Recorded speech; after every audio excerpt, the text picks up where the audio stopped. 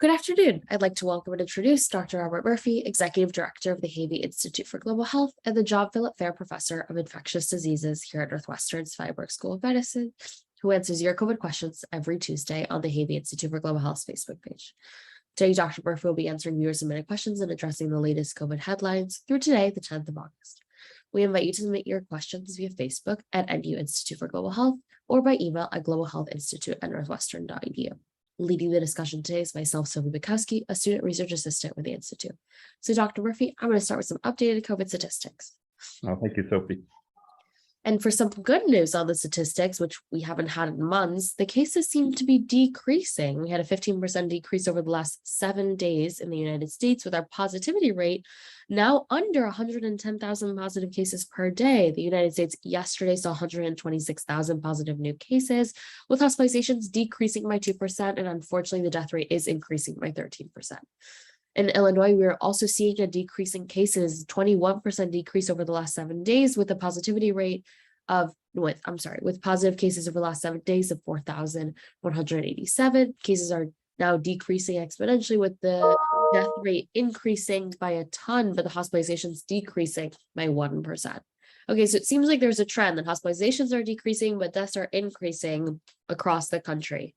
What can you tell us about what this means for the state that we are in the pandemic?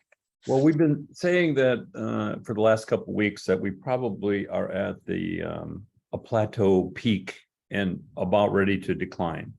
If you look at the pandemic in other parts of the world that are a couple months ahead of us, like South Africa, that's exactly what happened there. They tend to have steeper peaks and steeper declines, but it's the same wave form.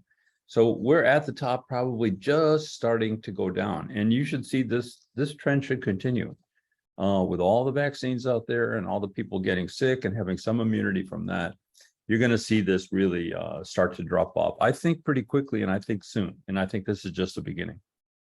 Wow, that's very interesting. And it touches a little bit on what's going on halfway across the world from us, which is that thousands are stranded in China as COVID cases are expanding and restrictions become even harsher.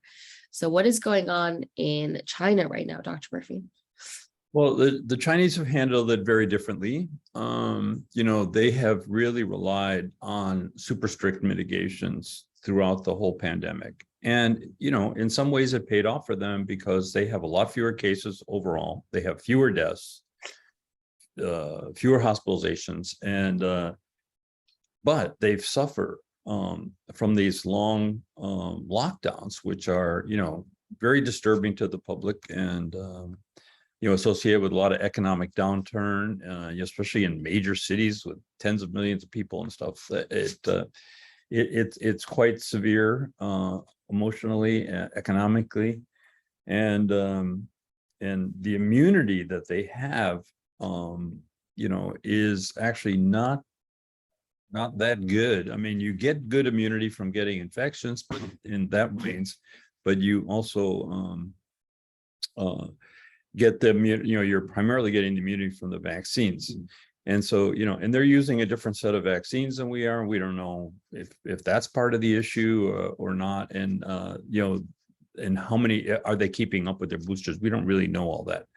So, but anyway, they're having really big trouble. And they've got now 8 cities and towns in complete lockdown. It's quite serious. And they can't leave their home except for food and to get a COVID test. And in the one island of Sanya, there's 25,000 tourists are stuck there. So it's quite problematic. So that's how they handle it. That's super interesting. And then going on to our second big headline, and I would tell you, Dr. Murphy, this is the topic you get the most asked upon, which is long COVID. Okay, so an article just came out with a bunch of different studies that are now saying that the next public health disaster in the making is actually long COVID and the misunderstanding and mysteries. What can you tell us about what this article found? Well, we've known about long COVID from the beginning. I mean, it's just been part of the deal with this crazy infection. And, but we still don't have our our hands around it. Like, why are people getting it? Why do people get just headaches, or why people just are chronically tired, or, you know, whatever the problem is, or more serious complications. We just know that it's out there. But there's a new interest in studying this. There's new initiatives to study long COVID. So I'm sure we're going to find out about it, because it is now really a top priority. And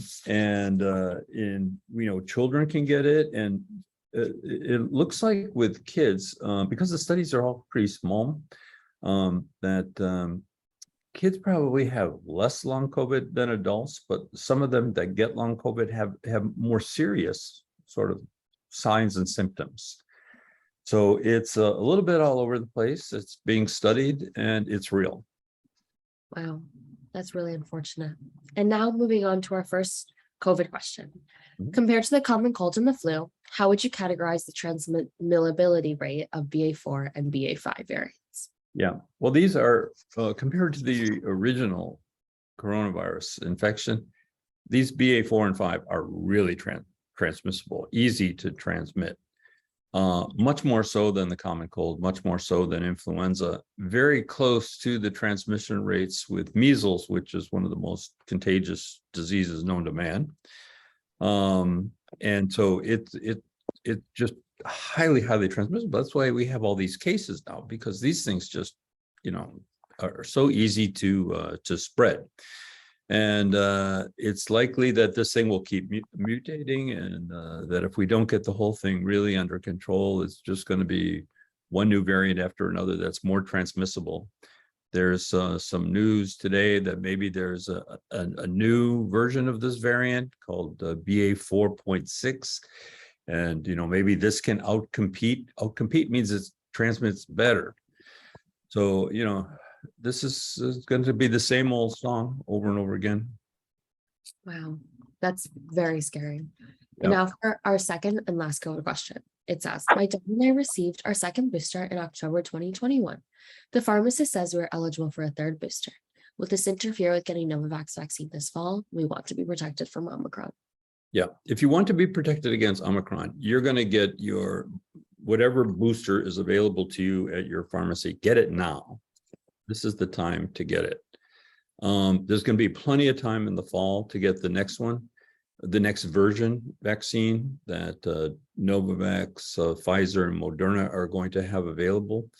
And so there's going to be plenty of time to get that later, because we don't know exactly when that's going to come out. Now I heard the date, you know, it's been floating around. First it was September, then it was October, then it was November, and then the end of the year. And now it's back to September. And the last I heard was October. You know, who knows when it's going to come. But anyway, even if you take your booster that you're due for right now, you know, they're going to say, well, you most likely you should wait 4, 5, or 6 months. They're going to tell you how long you wait before you get this version 2 vaccine. So you just wait that, and you take the next one, and that will be fine. But I wouldn't wait for the new version of the vaccine to come out. Because there's just too much COVID going on out there right now. As you can see, even though the numbers are stable, we're still talking over 100,000 new cases a day. And, you know, and these are underreported because the home test ones aren't counted in this. So go get your booster that you're eligible for today, and then get the other booster in the fall. Great. Well, thank you so much, Dr. Murphy, and we'll see you next Tuesday. Great. Thank you, Sophie.